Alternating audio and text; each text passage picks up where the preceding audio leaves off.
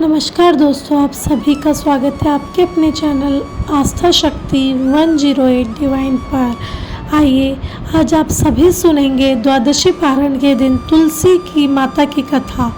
जो भी भक्त सच्ची श्रद्धा के साथ भगवान विष्णु का पूजन करते हैं, भगवान शालिग्राम का पूजन करते हैं तथा माता तुलसी का पूजन करते हैं, एकादशी का व्रत करते हैं, इससे भगवान श्री हरि विष्णु अति प्रसन्न होते हैं और अपना कृपा प्रदान करते हैं। एकादशी का व्रत जो कि सभी प्रकार के पापों को नष्ट करने वाला है और व्यक्ति के जब पाप और तप नष्ट हो जाते हैं तो उनके पुण्यों का उदय होता है।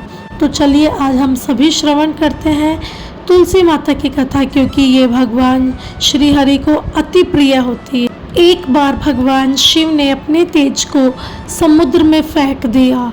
उससे एक महातेजस्वी बालक ने जन्म लिया। यह बालक जो कि आगे चलकर जालंधर के नाम से पराक्रमी दैत्य राजा बना। इसकी राजधानी का नाम जो कि जालंधर नगरी पड़ा।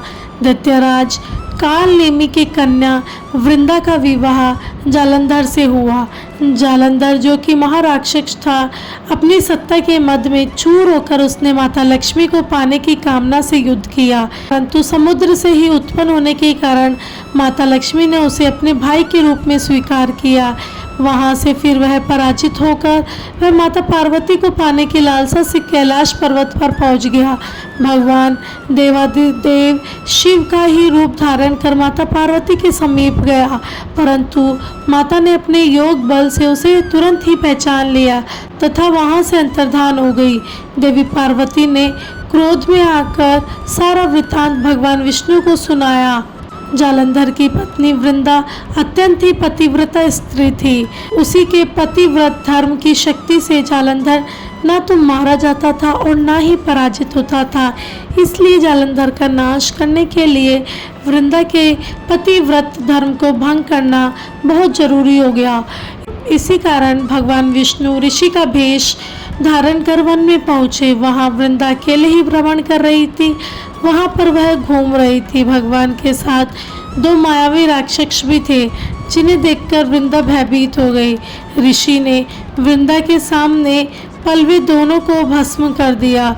उनकी शक्ति को देखकर वृंदा ने कैलाश पर्वत पर महादेव के साथ युद्ध कर रहे अपने पति जालंधर के बारे में पूछा। ऋषि ने अपने मायाजाल से दो वानरों को प्रकट किया।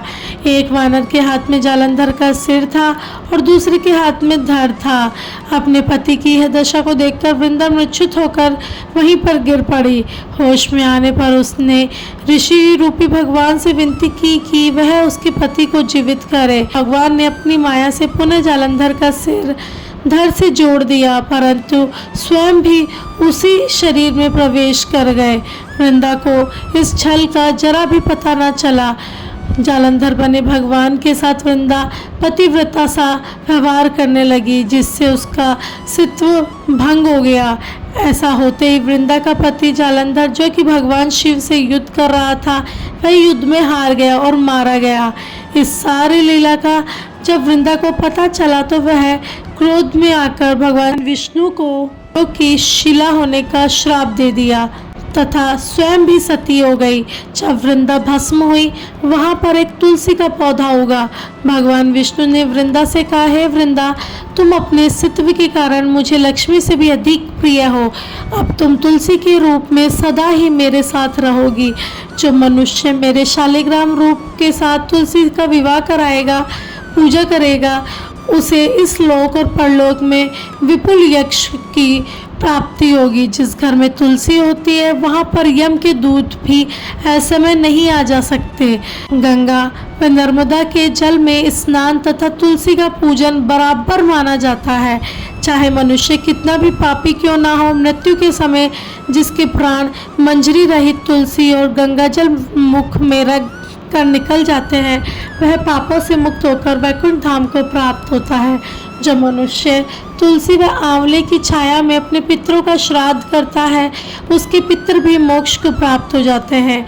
इस प्रकार से जो भी भक्त सच्ची श्रद्धा के साथ भगवान विष्णु का पूजन करते हैं, भगवान विष्णु को तुलसी दल अर्पित करते हैं, भगवान शालिग्राम का पूजन करते हैं, माता तुलसी का पूजन करते हैं, भगवान शालिग्राम के साथ माता तुलसी का विवाह संपन्न करते हैं उन्हें विपुल यश की प्राप्ति होती है तथा सभी प्रकार के पापों का नाश होता है तथा सभी मनोरथ भी सिद्ध होते हैं। तो प्रेम से बोलिए भगवान विष्णु की जय, माता लक्ष्मी की जय, जय हो तुलसी मैया की, जय हो भगवान शालिग्राम की और जय हो सभी देवी देवताओं की।